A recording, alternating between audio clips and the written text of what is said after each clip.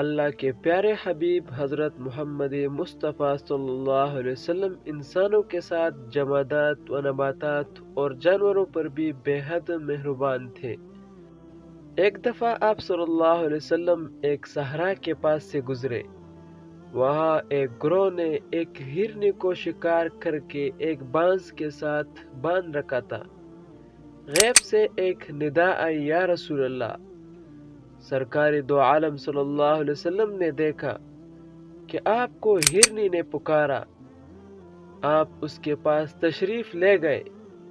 اس ہرنی نے عرض کیا، یا رسول اللہ، میرے 2 چھوٹے بچے ہیں جنہیں میں نے حال ہی میں جنا ہے، بس آپ مجھے ان سے اجازت دلوا دیں کہ میں اپنے بچوں کو دودھ پلا کر واپس آ جاؤں۔ آپ نے فرمایا، اس کا مالک کہاں ہے؟ اس گروہ نے کہا، یا رسول اللہ، ہم اس کے مالک ہیں۔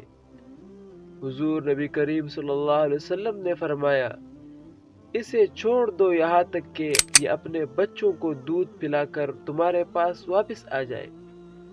انہوں نے عرض کیا، یا رسول اللہ، اس کی واپسی کے ہمیں کون ضمانت دے گا؟ آپ نے فرمایا، میں اس کی ضمانت دیتا ہوں۔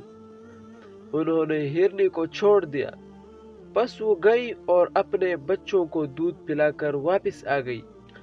انہوں نے اسے پھر باندھ دیا۔ جب حضور صلی اللہ علیہ وسلم دوبارہ ان لوگوں کے پاس سے گزرے اور ان سے پوچھا، اس کا مالک کہاں ہے؟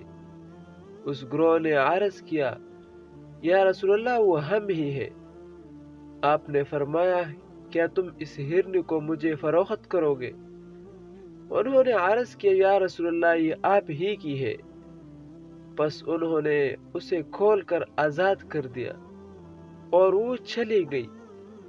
دوسری روایت کے مطابق ہرنی نے آپ کا شکریہ ادا کرتے ہوئے کہا، میں گواہی دیتی ہوں کہ اللہ کے سوا کوئی عبادت کے لائق نہیں، اور آپ اللہ تعالیٰ کے رسول ہیں۔